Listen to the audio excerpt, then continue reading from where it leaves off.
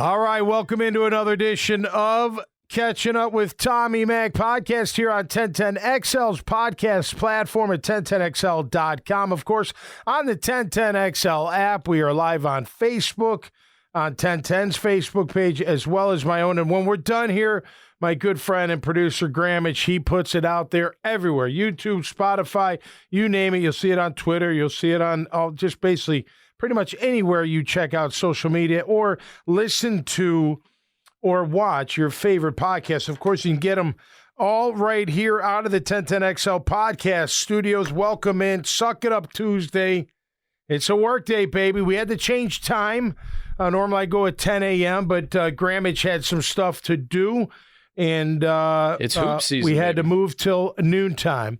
Good morning, or good afternoon, Grammage. How are you? How are you, sir? Fantastic. It's hoops season. Hoops. We're at high school basketball media day this morning. Yeah. We got any good prospects out there, like total studs that are, I don't know, going to Duke or something like that? One of the main guys that stands out is Camden Cooper from St. John's Country Day. Okay, cool. He is in 8th grade, and he starts on varsity. 8th grade and starts on varsity. He started on varsity last year as a 7th grader. Okay. Which Do we is have crazy. his birth certificate? I'm just asking because that seems pretty unbelievable. And he had a gross Must be a big shot kid. Up. He is very tall. Okay. Tall, slender. Yeah. Kind of a wing. Like three probably is what he plays, I would imagine. 3/4, 2 to 4. Yeah, and as you might imagine, when there's a 7th and 8th grader that's starting on varsity and he's that tall, the big boys are calling. So Good. I played hoop as a kid. I stopped after my freshman year in high school. I'm surprised my dad let me. I should have stopped because it's great for athleticism, and I love playing. And my grammar school, St. Mary's of Buffalo Grove, we went 28-1 my 8th grade year. Nice. And won the championship and all that. Yeah, it was great. It was great. I tell you, I just sidetrack here, but I elbowed some kid in the eye once during a game because he wouldn't stop touching my arm when he was trying to guard me. And I kept warning him. My coach, I thought my coach was going to punch me in the face, but he didn't. My dad wasn't there, thank goodness, because that would have been bad, but I did. I got him pretty good. I don't know. Maybe I thought it was football season or something like that. It's Florida-Georgia season, so that's cool. That's a great time, of course, right here in the city of Jacksonville. I'll be in RV City, I think tomorrow and Thursday. Yep, I've got a private gig with the Dad Bods this Saturday night, and also got my first Tommy Mac's Happy Hour show kicking off this Thursday night, 2 nights from tonight, at the Graffiti Burger Bar in Jacksonville Beach. Aaron Beasley is my co-host. And our first special guest will be the one and only Sammy Kavaris. Looking forward to talking to Sam. And, man, that guy's he's been around forever, and we love having him. He got me my start in TV way long ago. So I'm always very appreciative of Team Tommy Mac, of course. Thank you for sponsoring this show and also sponsoring Tommy Mac's Happy Hour. That's fantastic. Appreciate that. Today's show, of course, we don't have a game to recap from the Jags perspective. We will touch on Pittsburgh a little bit. We'll be back in on Friday to handle that. But we'll look around the NFL, and then we're going to get into Trevor and these so-called analysts, and Trevor saying something back, whatever. I don't really care what he says. But we're going to go through it because I got some interesting thoughts on that. We'll take a look around, and then I got a question for you. Which player would you rather have? And we'll talk about that as we go down the line. So you're a Gator, Grammage, before we get into the NFL. Will you be visiting RV City, or do you wait till Saturday to just blow it out for the game? The latter. The latter. Yeah, you show up on the game day? Yep. We got one of our buddies lives right across the river from the stadium. Okay. So we go and we tailgate on his dock. Yep. And then we boat over closer to kickoff, and then we meet up with other friends and hang out at their tailgate to snack some grub, drink some more. You can drink inside the stadium now? College you can, right? Can't you? Yes, I see beer cans in the student section all over the place. Mm-hmm. Every time I see them in Boston College's student section, I'm like, someone's coming after that. Right. The nuns aren't going to like that one. Are you kidding me?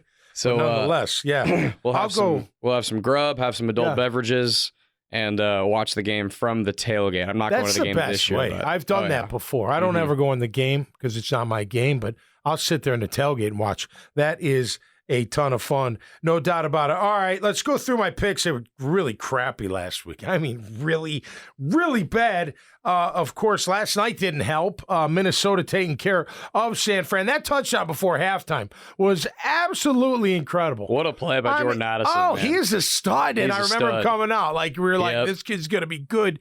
And, man, what a great compliment for Kirk Cousins. Primetime Kirk, man, getting it done last night. Sorry to cut you off. That's all right. I love me some late night college football because I'm a night owl. Right, so I'll stay up till 1, 2 in the morning watching games. You watch that stuff. I don't watch So I saw a ton of Jordan Addison last year because USC always plays super late. 10 o'clock Eastern. Man, I was like, this guy is insanely good. Yeah, so when nice when they took him, I was like, man, if he pans out like I think he will, and they've got Jefferson. Right. I know he's hurt right now. Right. But wait till he comes back. I know. Like, that's shoot. And Hockenson is a very good tight end, too. Yeah, he got – did he get hurt? Or he did, but he came back in. He did, okay. I saw him grab his ankle. So I didn't have that one last night. Of course, San Fran, they've lost 2 in a row now. They got to take on Cincinnati next. We'll see how that goes. Look, Purdy a little bit off. You just have off moments, off games, what have you. I thought Miami was going to upset Philadelphia. Credit Philadelphia. They were physical as get. Man, who I love, and I want it. When he was a free agent 2 years ago, I remember saying to Dempsey, man, wouldn't you love to have Hassan Reddick on this team? Just an outside rusher. Yes. Oh, what'd you call him? I said, hell yes. Oh, I thought you said Hellraiser because that's what I want to call him. He's a Hellraiser, man. He gets after it. Run, pass, it doesn't matter. I did have, and I'm not just saying this because my friend Doug Roberts is listening, I had the Giants upsetting the Commanders, the Washington team. I did. I don't know. I just had a feeling like, I'm not really sold on Washington. By the way, Sam Howell, and the only reason I know this because I was looking up Trevor's stats, Sam Howell, been sacked 40 times already. 40. He's on pace. 4-0. He's on. I saw on Twitter. This is brutal. He's on pace to shatter the all-time sack record. Yeah, it's like 70-something. 76 right? is the by all-time. Carr, maybe. The earlier Carr. And Howell has 40, not even halfway through the year. Not even halfway. Unbelievable. Chicago got a big win with their backup QB. That was cool, although I didn't have them. Let's see. Buffalo. Man, Buffalo. Jet-lagged. You're still jet-lagged, are you? Right. Unbelievable. What's the media saying now? You know what I mean? They look dumb enough, you national pundits out there? You look stupid as all get out saying that they're jet-lagged. When you watch, my buddy was in town in Jacksonville this past weekend who is actually a Bills fan, and we were able to get the game, so we watched most of that game on Sunday. And that was maybe the third or fourth Bills game I had watched this year, start to finish. Yeah. Our game, that game, and the prime times. Yeah. Man, I do not like the way they call plays. No, they're way out. They're almost like Sandlot. Like, just throw the ball. They just call plays and just kind of figure it out. There's not, like here, you feel like system. You feel like even though there's play calls we don't like, I know, but you always feel like there's a strategy involved. A structure. They're calling this to set up this, and they call this because they saw this. There's a purpose, you know? Agreed. Funny you say that because we're going to talk about that in just a little bit with Trevor. All right, and Pittsburgh goes out to L.A. and beats the Rams. I thought that was pretty impressive. They're 4-2, by the way. Sneaky 4-2, I would say. Their offense stinks. Well, I shouldn't say stink, but they don't score many points. The defense is okay. We'll go through it. But 4-8 this week for me. Detroit got killed. Oh, did they get killed? That hopefully is a wake. I don't know. Is that a wake-up call? What is that when you get beat like that? That reminded me, 5-1 or whatever you were. That game reminded me of when we played up there last year. Yeah. They took them out and beat them. That's for sure. But nonetheless, that's my picks for 4-8. I do want to take a look around the NFL even further because couple cool news and notes. First of all, the Eagles make an unbelievable trade. Howie Roseman, it's Roseman, yeah, Howie. Hey, this guy, I don't know how he does it, but he does it. You know, Kevin Byard from the Tennessee Titans is a hell of a player. We don't need him here. I'm not saying I wish he was here. And they wouldn't have traded him to us. No, we don't. Yeah, they wouldn't have. And we probably wouldn't have traded. We got 2 great safeties. But he's a great safety. He is a very good player. And now added to that, oh, man, he must be in heaven. I mean, so you got one of the top young QBs in the game. You got one of the you got one of the best defensive fronts, and you're going to play safety, and you're a ball hawk. Come on. And you're a good hit. What a great pick. That came through last night. Mm-hmm. That was like a yesterday trade. Good for him. And how about this? This has got to be the first time ever. Kareem Jackson suspended for 4 games for being too violent. Too many unnecessary. Did you see this? 4 games without pay. Okay, the last hit, I didn't think was that bad. He didn't hit him in the head. Was he defenseless? Yeah, but it wasn't that far off from the ball being there or just being there. But how about this? He's been fined 4 times and ejected twice for unnecessary roughness. They took him out for 4 games. This is what the league is. So, look, I'm totally against this. I'm like, what? Look, if he's hitting him in the face, he's not learning his lesson. You fine him. Fine, you want to suspend him. I'm okay with it. I didn't think the last one, that's the one I saw. He kind of hit him in the shoulder. Yeah, his head snapped back. It's that's velocity. Ball. That's football. It's going to happen. I didn't think it was an egregious hit. It's 4 games. What? You didn't think it was? No, I didn't. I thought he was kind of making a play. But I did say, because that game came on shortly after we were watching the Bills game, we turned on Red Zone, and Red Zone had that hit live. And right when it happened, I looked at my buddy. I said, he's going to get ejected for that. Yeah. And he was like, really? You think so? Like, that wasn't that bad? Today I was like, I don't think it was that bad either. But today you do. But the minute that a receiver, falls really hard and there's a big, real pad popping sound, and everyone kind of goes, oh, the refs are under too much pressure. They're going to eject that guy. Yeah. So. Same with the QB. Listen, I'll just say this. The money's too good, fellas, to screw it up. It's just too good. I'd want to knock a defenseless guy too. Don't come in my zone or my area without paying the price. That's the old school way. They're not down with it anymore. They're just not. And whether you agree with it, my point, don't fight. There's no more fighting it. There's no more fighting it. The NFL has made it clear cut. This is huge to me. 4 games suspended because you're too rough. Against the rules. Well, it didn't used to be against the rules, but today it is. So however you look at that, fine. But for being too vicious. Doug Plank's going, what? Are you out? What? Ronnie Lott's like, what? What is going on here? This is crazy. I think this is a precedent that I don't like set. And I hope he is appealing it. I don't know.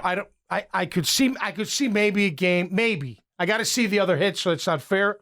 But 4 games and that last one, I don't know, man. But again, don't fight it if you're a current player. The money's too big. It's too big to be stupid. They can't hit in the head. Look, I don't want to aim for the knees either. Aim for their nuts. You know what I mean? I don't know. Those can't shake anyway. Just go right through them and break them in half. I don't know what else to say. You don't want to take their knee out. You feel awful when somebody gets hurt like that. You feel awful in the head, but only if they're going to die, basically. I mean, if they get knocked out, it was a great hit. It used to be a great hit. Now it's not. Now it's a ejectable and big-time finable offense. He'll be out ridiculous money, I read, like $600G. 4 games without pay, dude? Yeah, without pay. Unbelievable. Okay, here's one for you before we get into the Jags and Trev, our boy Trev. Here's a question for you. So we saw Jonathan Allen. Do you see him after the game? They had to beep out every other word, the defensive lineman from the Washington team. I'm sick of this. 7 years of this. They suck. Yeah. We saw this the whole deal. All right, we saw Danielle Hunter last night, who made an impact again. So you can only have one pick.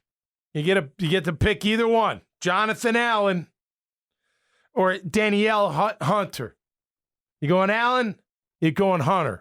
Who would you go with? I think I go Hunter. I really like Danielle Hunter because the outside backer. Yeah. He's basically an outside backer. I need more pass rush moves on this defensive line. I need more arsenal. Okay. I need a guy that I know can live in the backfield. He lived in the backfield last night. He lives in the backfield all the time. That guy makes a lot of plays. Yep. That's who I want. Okay. I want Hunter. What if, and I'm just throwing questions out here. What if Jonathan Allen was like a Calais Campbell? I mean, I'd love to have Calais for sure. Over Another outside backer. That's hard. Yeah. That's why I ask the tough questions on this show, damn it. Yeah. Because you know it. Man, if you have a guy that is really a dominating interior pass rush force, right, then you've got like a special defensive line when you get that. I will say, I'd still think I'd take Hunter because I just don't know that even still getting favorable matchups, that guy commanding a double team on the inside, I still don't know that I have somebody opposite Josh Allen that can seize that opportunity well enough. Okay. I don't believe I have that. On 3rd and 7, do I have a guy that's going to... Smoot? I love Smoot. Okay. I'm just throwing it out there. I mean, look, if you have a presence like Jonathan Allen, no disrespect to Roy Robertson Harris, and Foley Fadasaki is pretty close. Hamilton's coming back soon too. I don't know. Hamilton, I used to rave about Devon Hamilton. I've been calling for him to be a star for a long time. And I'm not saying he can't be, and I do think he came on later in the year. I got to give him that. And he can be a force when he wants to be. And I don't care about, listen, you're the best. It doesn't matter. Camp doesn't matter. How he did in practice is great. That's great. But that doesn't mean anything when it comes to a game. So I want to see him come back and really make an impact before I get too excited about Devon Hamilton. And I'm pulling for him. I thought he was special coming out of Ohio State. I always thought he should be a 4-3-3 technique on that guard, and let's see someone block that. I mean, he's 6'4", 350 or 330, whatever. Who can move, who has some pass rush ability. He tends to get high. Explosive off the ball, too. He tends to get high when he gets, especially when he's tired, and that's when they move him. So I would like to see more. I don't know. I get you on Hunter.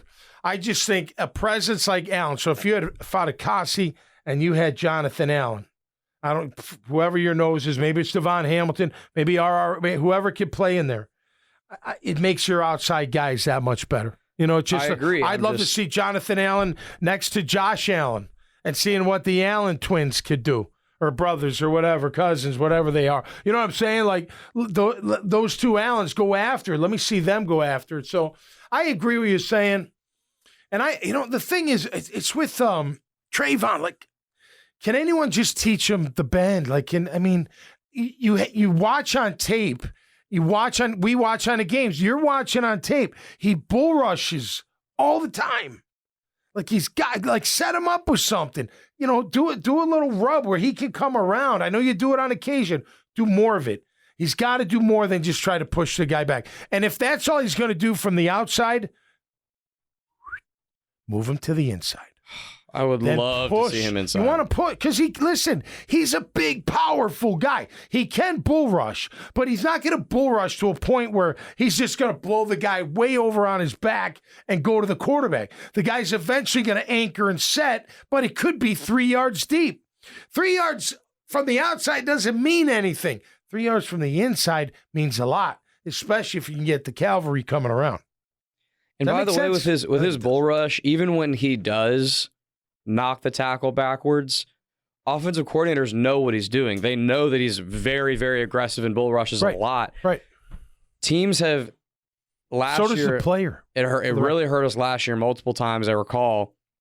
And this year as well, from time to time, not quite as much, but teams see that over-aggression and see him getting upfield really fast, bull rushing, and just little dump-offs, little screens right behind him. Sure. It makes it easier for QBs to step up. And what do you think the tackle's thinking? Yeah. He's bull rushing. Yep. I'm not worried about it. I got to be prepared for this big, strong cat. But I'm big, strong, too. He's not the only strong one out here. So I'm going to be ready for that.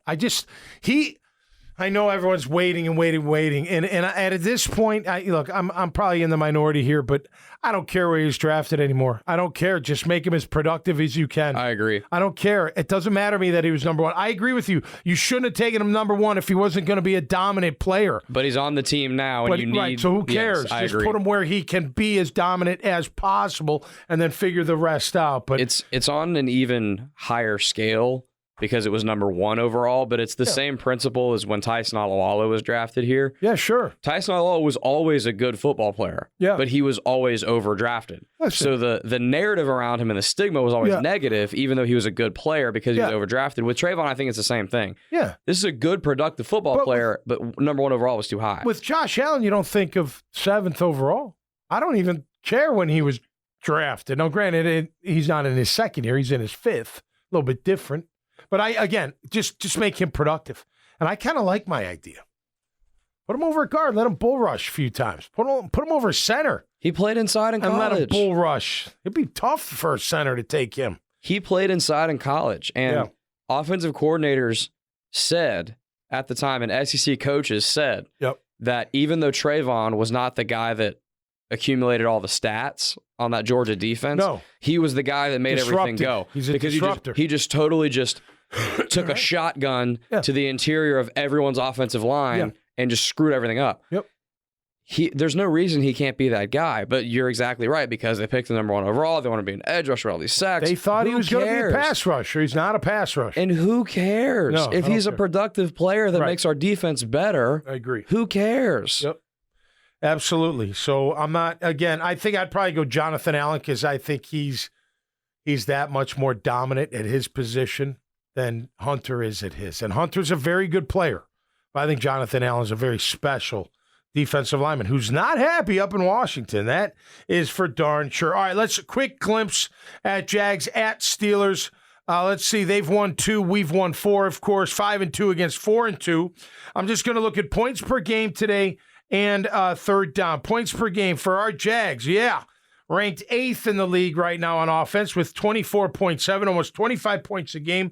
That's better than last year by like a point, I think. So they're moving on up. Pittsburgh is tied for 27th in the league with 17.2 points per game. Blah! That is absolutely grotesque. It's a touchdown difference, basically. Touchdown. You're good at math. Your mom and dad should be proud. I know your mom and dad, so I know they are. But there you go with that. On defense, they're about the same. Jags are ranked 16th with just under 21 points a game at 20.9, and the Steelers are tied for 17th with just over 21 points, 21.2. So what's the math? Got it? 0.3. All right, so I helped you out there. All right, third down. As you know, I love talking about third down. Both offenses are terrible. We're terrible. We're at 34%. 34. That's 27th in the league. That's the one. Our offense. It's the one really big Achilles heel. Scoring 25, but terrible on third down. We just got to better that by half. Think about that. Better by half. That 25 becomes 28, maybe 29. Somewhere in that range. So, and Pittsburgh third down, they're terrible too. They're 22nd, a little bit better at 36.5%. Still not very good on defense. I'll give theirs first. They're 22nd at 41.7. I love third down defense. Third down defense is a lot of attitude. It's calling the right blitz. It's making the right play. It's disrupting the QB.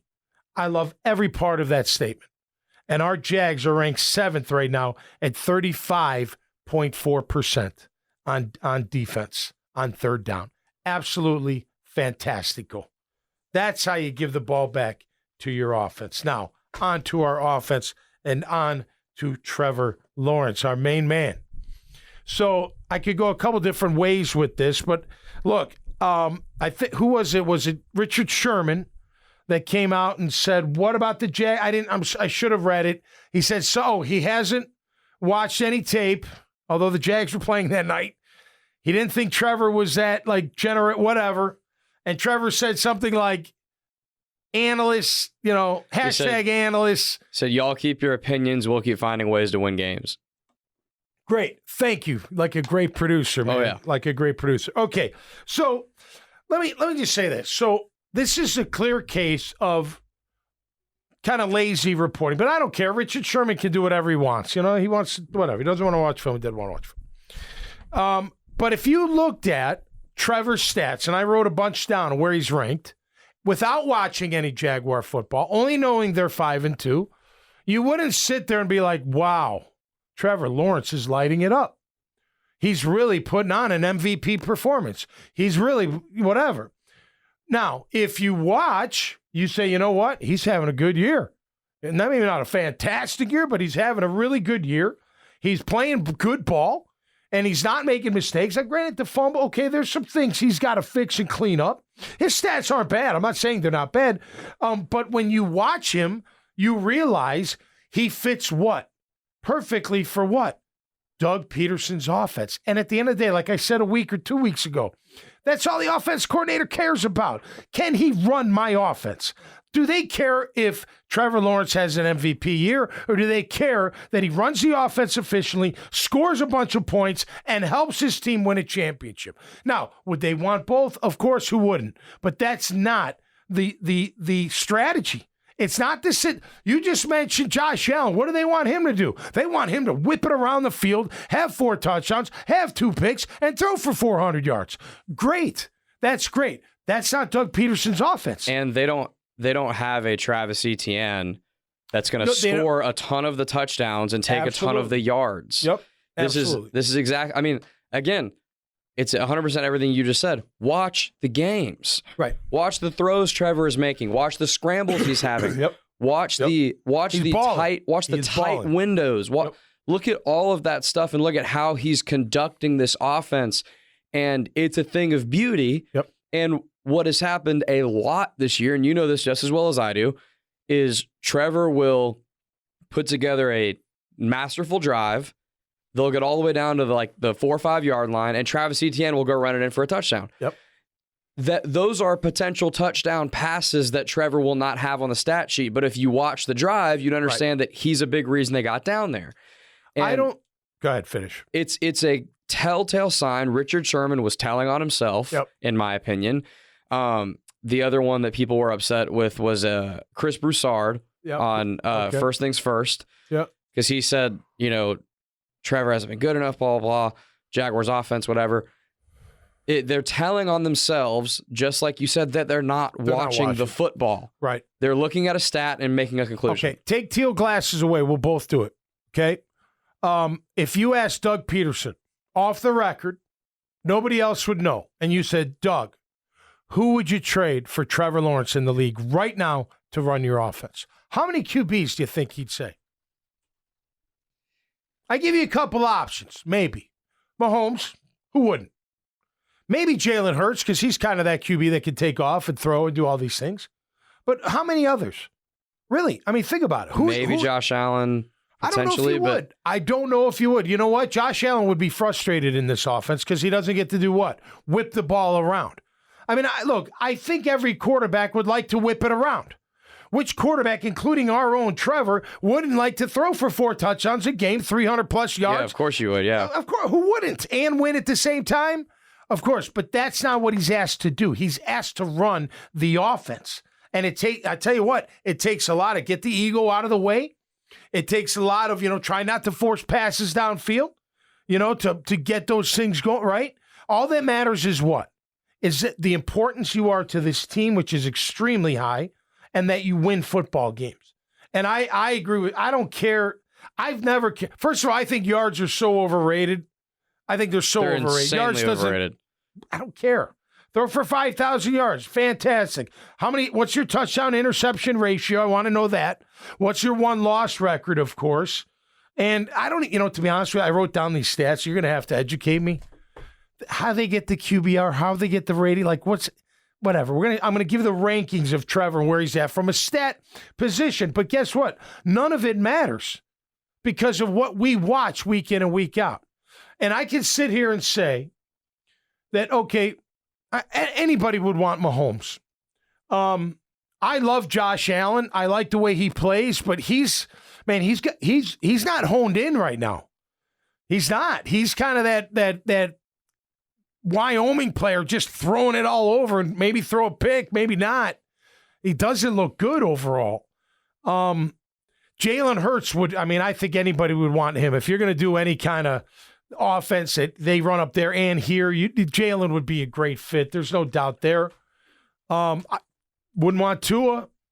I probably I'll take Trevor over Burrow right now, too. I take Trevor over Burrow, too, and Herbert.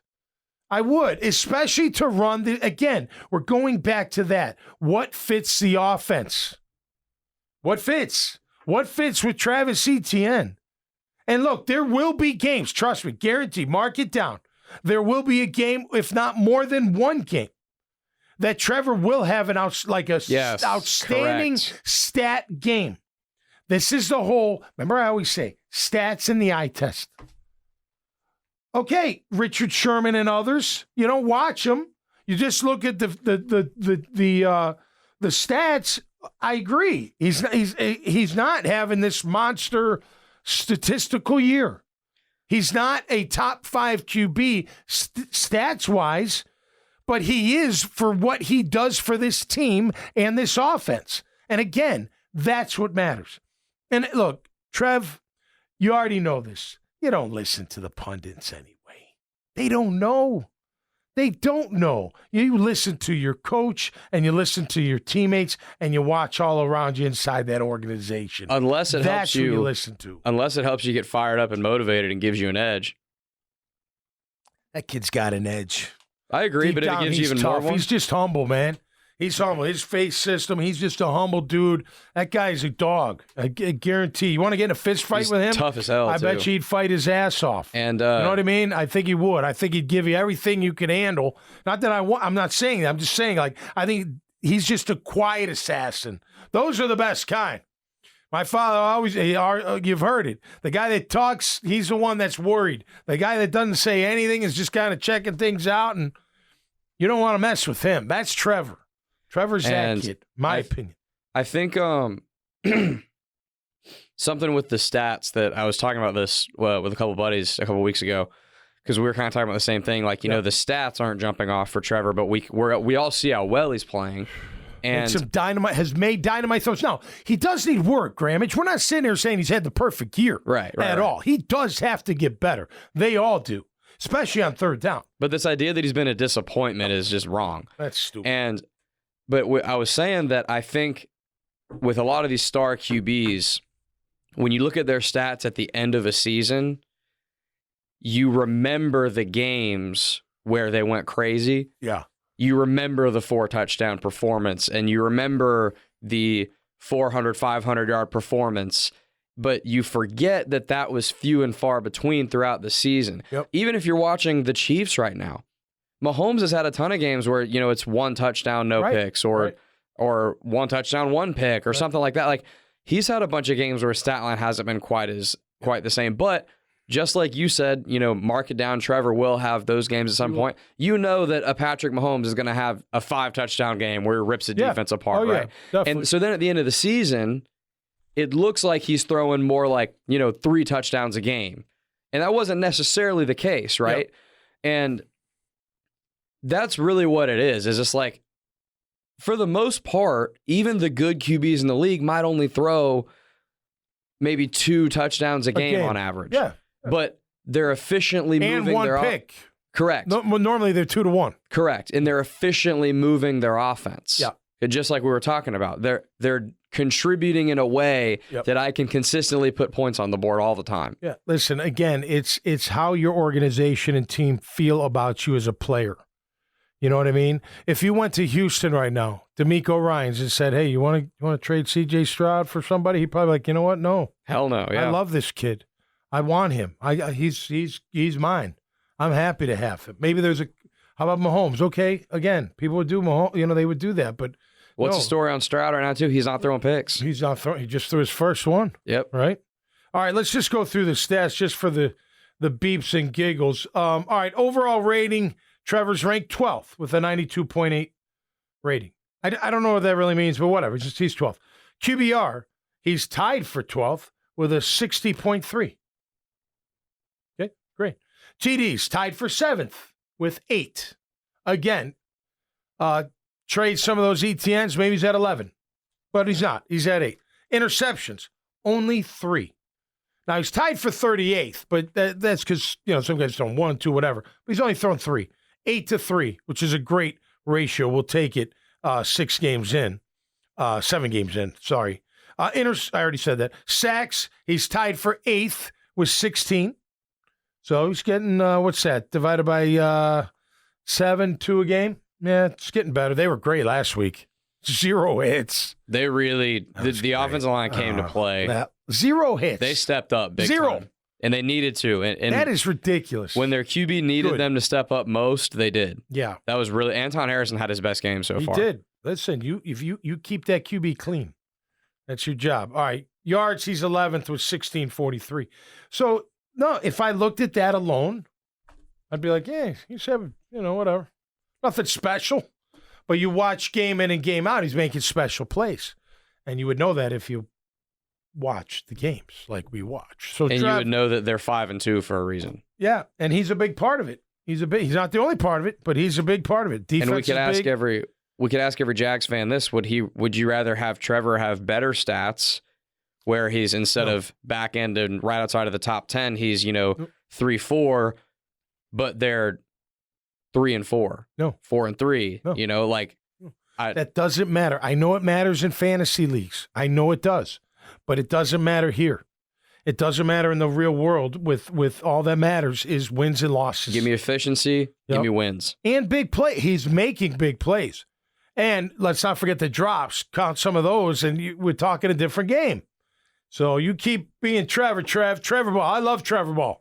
I'm telling you, Trevor Ball is one of my favorite things to watch. And I know as a former player, I would not want to have to chase that dude down in the middle of the open field. When he has a nice run. Yeah. And he gets up and starts talking mess. Yes. And he's got a little bit of an attitude. That's my favorite. No doubt. I know he's having a good game when that's happening. Absolutely. Absolutely. All right. Friendly reminder, Thursday night at 6 o'clock, Tommy Mac's Happy Hour show kicks off at the Graffiti American Burger Bar in Jacksonville Beach. Brand new ownership. We start at 6. Aaron Killa Beasley is my co-host, and our first special guest is Sammy Kavaris. We'll kick that off this Thursday. Of course, always brought to you by Team Tommy Mac, Chris Lucero's Bail Bonds, the number one name in the bail game, J-Dog Junk Removal. They're looking for veterans. If you're a veteran out there, make sure you go to the website, jdogjunkremoval.com. Please tell your veteran friends they are looking for veterans to put them to work. It's a great company. You can grow. It's going to be a phenomenal opportunity for you. They will take care of all your hauling needs, and they're in the dumpster business as well. Azar Sausage. Hey, Florida, Georgia upon us. Put it on the grill. Get it at Winn-Dixie, at Publix, at your local grocer. Fantastic stuff. My favorite, the medium smoked or the hot smoked. But we also, what did we have? Oh, the andouille was absolutely incredible. Carpet Man LVP. Carpet Man's LVP is more than just luxury vinyl planking. Also carpet, of course, hardwood, tile, laminate, all at the highest quality, all at the lowest prices. The Truck Accident Law Firm, the dream team of truck crashes. All they do is truck crashes. That's all they focus on. No, they're not going to put these commercials out there like these other folks that we love so much. They just get the job done. Go to truckcrashlaw.com. Of course, Graffiti Burger Bar, new ownership, family fun. They got games for the kids, pool table, brand new food, brand new menu coming your way. Check them out. Of course, I also want to say thank you to 1010XL. See, I got a little... sometimes you got to pay the house. You know what I'm saying? You got to pay the house. And I'm paying the house with the 1010XL family because I'm a big fan of that. All right, be back Friday, Grammage, after Jaguars today.